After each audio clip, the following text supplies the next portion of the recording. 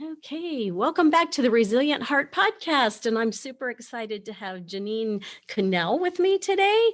And Jeannine is a Texas Renaissance woman who prefers her ranch living on the rolling plains of North Central Texas, where men still wear hats and say, yes, ma'am. I love that. She is also the author of The Overcomers. She draws on her counterintelligence experience in both government and defense when crafting her novels. Awesome. And then I'm going to tell them how to get in touch with you at the end of this. Perfect. I say that I draw on counterintelligence in crafting my novels, but actually the term "the overcomers" is actually much broader than that. Yes, the scenarios in my book actually come from the people that I worked with in counterintelligence, and some of the cases that we worked on. I crafted my novel based on some of those experiences, which was very exciting.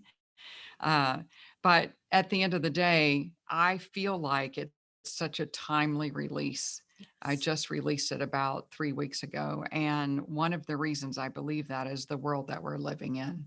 Not only is it in disarray and in conflict, but I find that many people have sort of retreated into their safe place. Yes. In order to protect themselves. So I'd like to talk about that because Absolutely. I was in a safe place at one time. And, actually, I wanted to draw the analogy in the counterintelligence world. Basically, if you want to say it in modern terms, we were spy catchers. So you basically catch spies that are exfiltrating information or national security secrets or whatever they're doing. And to compromise the integrity of the United States and our defense systems. And we used to have, in the old days, everything was dead drops and, hiding stuff, marks under a bridge and all the stuff you see in the old movies. And these days, a lot of it is in the cyber world. And so it's a little bit difficult for me to transfer my life experiences from being everything a ranch girl, doing everything in the natural and then all of a sudden everything's in the cyber world or the world that you can't exactly see, right? So it's interesting to me because that is also the supernatural world. In my mental understanding of cyber, I always thought, if I could tap into God's intelligence, maybe I would receive the wisdom to catch spies that are working in their secret world that's out there in cyberspace somewhere. So that was kind of a fun thing for me. But the point I wanted to make is that in the old days, we used to have something called a safe house. And a safe house was where you would go, where our agents would go if they are traveling worldwide and working long operations and they need a place, if they're away from home, to go and recover and recoup and to stabilize and gather their thoughts and get sleep and rest and restoration. So I began to think about modern day overcomers, and I know that there's a lot of people that are still living in their safe house and they're in recovery mode and they're in the mode to where I'm protecting myself in a secret place, because a safe house, no one knows. No one knows the address where it is. No one knows where, when you go there, you have to make sure that no one follows you, that kind of thing. It's really a lot of what's been happening after COVID. A lot of people have retreated to their safe house. Well, I'm here today to say that it's time to exit the safe house. Amen. And here's why. I was a few, 4 years ago or so, I was in a head-on collision with a drunk driver on a Sunday at noon when I was leaving church. So, at my age, I'm in the 60s.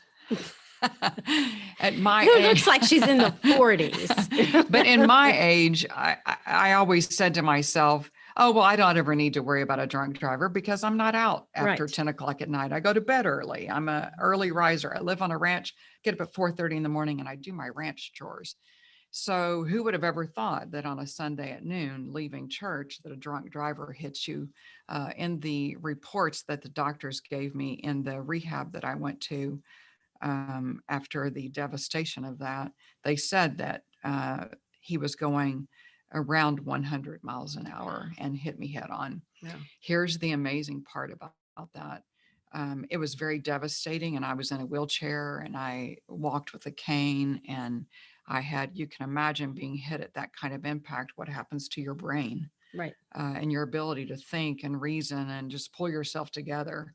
And one of the things that I had to overcome was not only physical issues, but also the emotional and mental devastation of being a high level operating, multitasking mind that led a counterintelligence program, and actually a program that is now implemented in the entire government of the United States. And all of a sudden, I'm having a hard time, keeping up with myself and multitasking and so on. But here's what an overcomer does. In the rehab place that I was in, where they test you to make sure that you can drive again, and that, all the things that they do whenever you're in a horrific situation. I began to develop relationships with people that were in head on collisions, that had lost their legs or that were now no longer able to speak. And I began to develop relationships with the people around me. And those relationships in part restored me because they were sowing into my life and I was Exactly. sowing into their life. And so, one of the most important things when you're an overcomer is to not stay in the darkness. You have to force yourself out of the darkness. So you're probably thinking to yourself, how do you force yourself out of darkness? What's a tactical move that you can take to pull yourself out of darkness? And these are some of the things I learned in counterintelligence, right? They would say in training, when the CIA trained us, they said that you would have to change your state. So that means that however you're physically acting and looking and being, you have to change that. So one of the things that I did to change my state is I began to teach all of the men and women that I was in rehab with that they needed to think back as far as they could to something that was the most amazing moment, breakthrough time in their life. Something that you're on fire, you have fire in your belly, you're passionate, you're fully alive, you're wild at heart. And I would explain all those terms to them. And then I'd say, let's go there, close your eyes, let's go there and figure out where that is. And everyone, people who had lost limbs, who had lost their thoughts, their minds, their ability to, there were even stroke victims in there, would travel back to that time and place where that moment is. And I'm telling you, Beverly, instantly the joy would Uh-huh. pop up on their face and they began to tell their stories. So what you do is you go find the last time that you were fully alive and wild at heart, and you focus on that and you say that out loud. And guess what? When you change your state like that, you become what you behold, you become what you think. I mean, we're taught that in the word, that what you keep your eyes on Right. is what you become. So if you keep your eyes, if there's nothing else in the world that you can do, if your whole life is a disaster and you're in a rehab and you're in a wheelchair and your whole life is crashing before you, if you can go revisit the last time you ever were wild at heart and passionate, that changes your ability to focus and to think on something that's amazing. And that is where I began to finish part of the Overcomers, because I realized at that time that in order for me to be able to write a series called The Overcomers, I had to be able to really experience overcoming. And I'm telling you, that was probably one of the most dramatic things in my life. So what I did is the doctors that were working with me there began to say, someone that is operating at your level, in the kind of job you do in law enforcement, in intelligence, we do not currently have a program for somebody to consider participating and helping us develop something that would assist people in law enforcement and in intelligence that are in head-on collisions or stroke victims and so on. So that's what I did. I actually spent time there working on their program to help others that came in there after me to recover and operate at a high level of passion and vision and restoring their heart, restoring their soul, restoring their body. And there was nothing more amazing than when the doctor gave me a hug that last day. And of course, this was before COVID, in the old days when doctors would hug you. Mhm. And he said, young lady, I have to tell you that your mission on this earth is not over. We have very rarely seen anybody at such a high impact recover. I'm fully recovered. I am multitasking. I'm fully operating all I can walk, I can ride my horses, I can work on my ranch, and everything is restored. And it's because not only did I reach into the Spirit of God that dwelled in me, that was my strong tower, that was my strength, and remember the last thing that I was passionate and wild about that he gave me, which was the overcomers. And then that brought me fully alive. And so that's the way he operates. I think that um, it's interesting to me because I think that's what Jesus did when he went to the cross. I think that he said the joy that was set before him, which is insane. You can't think of a joyful thing when you're being tortured and put to death. Right. But we were that joy. So he went in his mind, I suppose, and thought of the joy of us in the future. Mhm. And what he was doing was for us. And so you think about that joy that he revisited so that he could endure the cross and endure hardship and devastation. And so in my mind, he was the first overcomer. And he overcame death, hell, and the grave so that you and I could be overcomers as well. Yes. So, in a nutshell, I mean, I realize I'm just kind of running on, but that's really No. what the overcomers is about.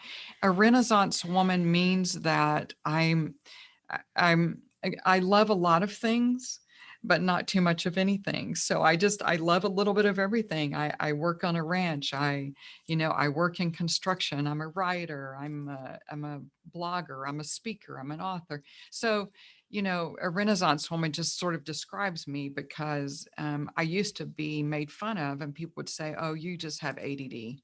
You need to go focus on something." And I said, "No, you know what? I'm not going to choose to think of myself in a negative way." So if anyone listening, if anyone has ever said, "Oh, you just have ADD, you need to go focus on something," no, turn that around and say, "I don't have ADD. I am a Renaissance person. I'm fully alive. I have interest in many things." And I'll tell you how I do that every morning when I open my eyes, before I put my feet on the floor, before I get a cup of coffee. I just throw my hands in the air and I say, my answer today is yes. Oh And man, so that's I say nice. yes today, whatever it is that I am called to do, whoever comes across my path, whatever job comes my way. And let me tell you what yes does. I think yes draws things to you, and it also causes a connection between your soul and your spirit to where you become innovative and creative anytime you run into someone or something. I mean, think about it. Think about how difficult it was for us just to get the technology set up today for this podcast. Right. But we don't stay there. Right. We move into the next moment because we remember that we said yes this morning. And yes means that we're speaking Right. to people that are desiring to be overcomers, that want to step into that next level. And if there's nothing else you can do or take away from this podcast, if you'll just wake up in the morning and throw your hands in the air and say yes, and say it out loud. Let yourself hear yourself speak and anchor that in your soul. I could go on and on for hours, not only how God perceives that, but also how we saw that in counterintelligence. You need anchors in your soul. And so a lot of times when I was under pressure and under duress and under a lot of stress in counterintelligence, I would walk in the bathroom and I would look at myself in the mirror and I'd say, your answer is yes. You are an overcomer. And as I began to speak that to myself, I could step out of the bathroom back into the environment, and I felt like an overcomer. And so if I had to do that, Beverly, 10 times a day, by golly, I did it 10 times a day. That's awesome. Because the thing is, we can't let the world seclude us. We can't let, I live on a ranch, so I see how the coyotes, they try to get one of my horses or my Right. one of my goats or somebody off by themselves so that they can attack them. It's very important that we still remain around people, we engage with people. And however that looks, if you just start by engaging on a podcast or on a Zoom, if you don't want to be in person yet, you need to stay involved and engage with people. Right. Don't let the enemy seclude you and pull you aside, because that's where you get drawn into your mind. Right. And then you don't begin to speak what you need to speak. You need somebody to encourage you to go in the bathroom and stand in the mirror at work and say, you're an overcomer. And I say yes. And I draw on everything that is in me to create today. And so, because we're creators, right? Right. I mean, Right. we are made in his image. Right. And so, how did he create? By speaking. He did. So I think I'm going to create by speaking as well. So Amen. Amen. The power of life and death is in the tongue. absolutely. We hear that so many times, and we hear it, used as well. You can destroy, you can tear down, but also, from God's perspective, you can create, you can build up. Yes. You can do amazing things. We were created for fellowship, for Yes. community. Yes. When you were talking about, yes, every day you wake up, I was just looking up on the wall, and here's this is the day the Lord has made. Let us rejoice and be glad in it. That's Psalm awesome. 118:24. And that is your yes today. This is the day. This is the day that That's you've been right. given. That's right. So many times we're looking at what we lost, or we're looking at what the future that maybe we don't have, that we had in our mind that we were going to have. That is so true. And we need to be in the moment. So in the moment today, out of my counterintelligence training and awareness, in the moment, step outside the front door of your safe house. If that is a mental exercise that you do, or if you physically step out of your house and you say, I'm going to leave this safe place where I am protecting me. And you know what that takes, Beverly? It takes trust. Yes. You have to trust your creator, that he really meant all things for your good, and that he will take everything in your life and turn it around for your good. So if I can be on a head-on collision and be taken out of my industry for over a year, and if I can be recreated and be able to step out of my safe house and not be ashamed anymore of who I am or what I went through, or my dysfunction when I was in the safe house because I just couldn't seem to pull my thoughts together. If I can come from there to developing a program that the government is utilizing across the United States, with a team of people that were my encouragers that said, you can do it, you can do it. It really, anybody can do anything, because I was at the bottom of the bottom. Right. And, not to mention that everything that happens in your life can take you out, whether it's divorce or death in your family, or death of a loved one, or somebody that is important to you. All of those things, loss of a job, loss of anything. If we can pull together and encourage each other to step away from our safe place and take a risk again with people and trust, we just take one step at a time. And the word says that as we take steps, he will light our path. And so just take one step and allow your path to be lit, and then take another step, because the word is a light unto your path. So speak that word and light your path as you go. And there's a ton of us out there would love to do it. You and I met in this group that we, in our networking group.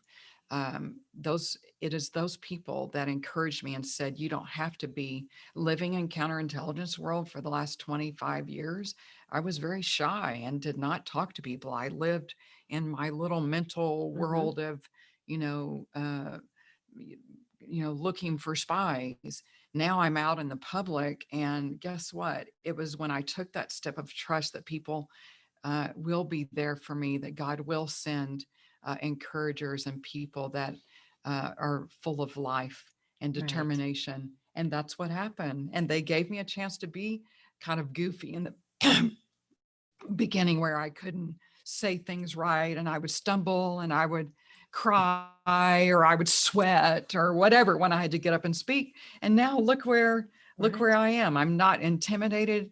I don't sweat anymore when I stand up in front of people. I may not be the most well-versed and articulate person, but I'm Oh, you are. passionate. And so the thing is, it's my passion that I share.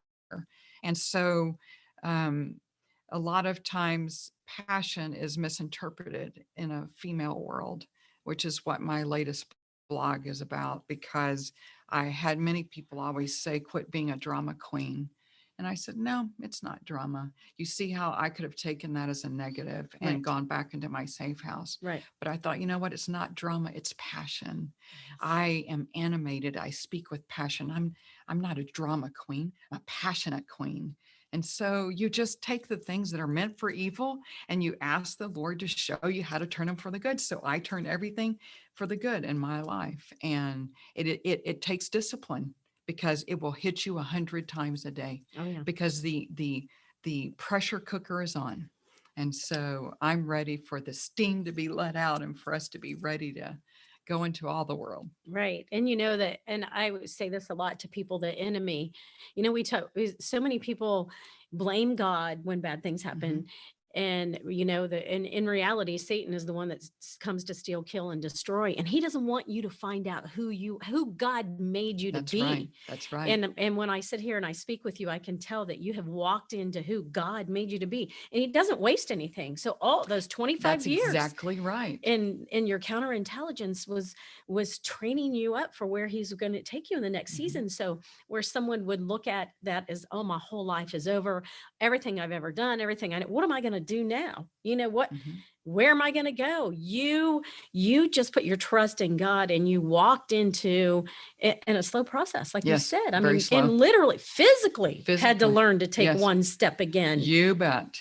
from it. Absolutely. So what would you say, and you said you had you had a group of people that really encouraged you. Mhm. What would you say to the person out there that maybe doesn't have that group around them to, or they have, like, I know when I went through my two tragedies, I went into that safe house, and I didn't Come trust out people and then come back out. because people had hurt me in the Mhm. midst of that. That's right. And so I didn't really have a group of people initially Mhm. encouraging me, but God, by divine intervention, placed me in the path of this amazing Mhm. evangelist who mentored me and turned my Mhm. whole life around. But what about that person? What about that person that is sitting there and is like, well, I don't have anyone? So so here's how you do that. Number 1, you wake up in the morning and you say yes. And you say, whatever it is that you bring to my mind, I say yes. Because what happens when you speak, you create. So I would start by saying yes. And then the second thing I would do is just go read go read someone's blog and comment on their blog. Right.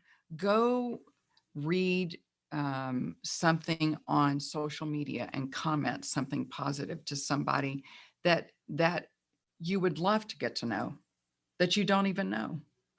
Go reach, imagine who it is that you would love to sow into your life, and to just go there, imagine, because you have to go imagine. You have to go imagine some place where you were passionate. So let's just say that you have no friends and you're alone at home. And let's say that you used to be a auto mechanic. Go in your mind back to the last person in that career path that spoke life into you. Maybe it was someone that was innovative of how to, maybe somebody innovated something regarding automotives, in that industry, and find out who that is. find out if they're on social media, say something on their blog, reach out and then just say, Lord, I put it in your hands. If someone responds, then you respond. You can develop a relationship these days in ways that is absolutely unbelievable. And the reason why I say that to you is because during my trauma, I reached out by um, finding the blog of an author that was my hero for decades. And I just commented on one of his blogs. Then I commented on his social media. And then I sent him a private message on social media. And then I wrote him a letter. I got the address from social media. I wrote him a letter and said, I'd love to. Do you know, Beverly, that guy called me? And he said, hi, this is author so-and-so. And I said, you've got to be kidding me. And he actually, for 2 weeks, took me under his wing and began to speak life back into me and talk to me about stepping out of my safe house and about embracing who God made me to be and to no longer see the negative. That's why my favorite saying that I write in the front of the book when somebody orders my book is I say, may you read this and see the invisible and do the impossible, because I want you to see what seems to be invisible and do what seems to be impossible, even if you just take one step. And so that's what I would do, because I tell you what, I was not an author. I was a complete nobody, and a somebody reached out to me just because I just threw out the line and said, and I just kept doing it. And see, God performs on that. When your heart is genuine and you're saying, I don't trust people and I'm lost and I don't know what to do, he will. And you just say, I'm saying yes, I'm taking steps, whatever comes to my mind. Yes, whatever, I'm taking action. And it happens every time that way. You cannot let the stumbles. If you comment, somebody says something negative, go to the next one and comment something until somebody responds to you in a positive way, or on your podcast, or send an email to you, or send an email to me, or send, just anybody that is somebody that you want to become part of their mission. Because what'll happen is when he drew me into his mission, I ended up establishing my own mission in 2 weeks. Wow, that's How amazing is that, after being in a dark place for years? Right. So, Well, and I was and we met at yes. just networking, and I didn't know that we had a common thread with the drunk driving. You were the actual, and I don't want to use the word victim, because I don't want to walk in victim, but you were Yes. impacted by someone else's bad decision. Yes. As I was, and then we just chatted, and I was just really, drawn to you. So I'm looking at your blog, I'm reading all of this, and I'm like, this woman has a lot to say. She is so powerful. And I was like, and here's the enemy in my head. Oh, she wouldn't want to be on your podcast, and this is what you're talking about. And I'm like, no, you know what? The message is, God wants the message out there in whatever avenue he can get it out. So, I approached you and you were like, absolutely, I would love to. And so, but you know what? It's that action. Right. And you know what? Frankly, we all have a voice. I am no different than you or anybody else. We were all created in his image. It doesn't matter what we do for a living. It's who we are. Right. And we're all the same. Right. We're the same color. We're the same gender. We're the same everything in Amen. our spirit. So the thing is, I don't discriminate against anyone Right. about anything. Right. Because I have been to the bottom of the bottom, and everyone that I have come in contact with that has spoken positive into my life are from all walks of life. And so I honor that. And the thing is, little by little, it changes their heart and soul as well. Wow. Because they gave me just a little bit. And that just was one more piece. So in closing, I'd like to make an analogy that I think is important, because you mentioned how difficult it is sometimes when you don't trust and you have all these things in your life that are negative, and you were, like my grandma used to say, you're born on the wrong side of the tracks. I don't even know what that means. But at the end of the day, you're not that person that was handed a silver spoon. One of the things that I like to think when I'm getting in that mental state is I think to myself, when you go to the gym to work out and lift weights, it hurts. Yes. And And it doesn't necessarily hurt when you're lifting them. It's maybe difficult, but that night your muscles are sore. Right. And guess what? You go back the next day and you lift weights again, and that muscle tears, but then it builds back up. You know what? If you keep doing something that's difficult and hard and it hurts, one day you're going to go walk in front of the mirror and you're going to be like, well, everything that I did was built for my strength. Right. And so I want you to think of everything that we do in life is building muscle. It's building strength. It's building character. It's building who we are. And even though it hurts and it tears us down, that we can be restored, and it all comes together for its good, so that we are all superheroes by the time we get to 60 years old, right? Amen. And or by the time you get to 20, if you're 15 and you're Right. thinking negative thoughts and you're having distress in your life, you can build muscle in fact, you can probably build muscle better than a 60-year-old, because you have to go every day and realize and just take a step every day, even if it hurts. Right. We can use any experience in our life and turn it for the good. And I, for one, don't want to see anyone be distracted anymore by the lies of the enemy. Right. I want us to embrace who we are way in here, way in our spirit, that has been hidden from us from the day we were born in this dark world. Yep. Because we're the light. And so if you see the light anywhere, reach out for the light. If you can't find the light, go step out into the light. Just take an action that changes your state. That's amazing. And that's resilience. Yes, it is. That is what it is. In a and nutshell. That's what this podcast is about. It is. And overcoming resilience, not letting that thing that happened knock you down. So Jeannine, I read her book, by the way, and I was inspired by it. I think I came up to you and I said, I'm a reader. I love to read. And so if it's a good book, I read the book. I don't put it down. I just read straight through. I'm a pretty fast reader, but so it inspired me. And I was like, and I think I told you, I was kind of in this place, where, I've had allowed stuff to just kind of come in on me, because it's a constant battle. Yes, it is. To stay above it. And I read this book and I was like, Bev, what are you doing? You know what? This inspired me so much to get up off your hind end and get out there and what God called you to do. And you know what? If it isn't that, you just keep going. Like you said, and I was that ADD child. I was always in trouble in school because I could never keep my mouth shut. And I was always bouncing off the walls. And you know what? And for you to say that to me is, because I don't want to claim the negative things that were spoken over me all my life. You're an adventurous explorer. Exactly. You're not ADD. Yep. Amen. So in that, Jeannine, your book is called The Overcomer, and your pen name, your author name is J.L. McKay. J.L. McKay. J.L. McKay. And you can find it on Amazon, right? Yeah. So it's The Overcomers with an S. Okay. I'm sorry. Because they're a squad, a team of people. Okay.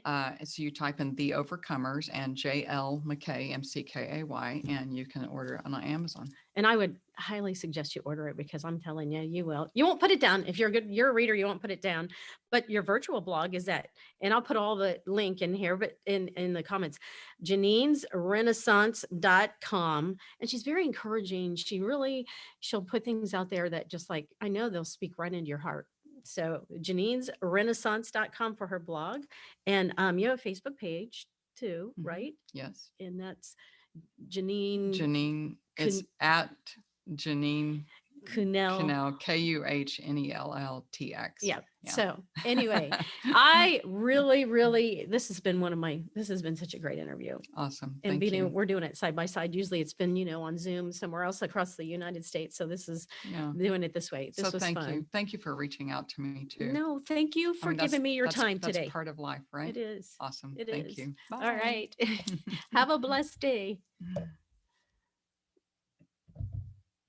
Okay.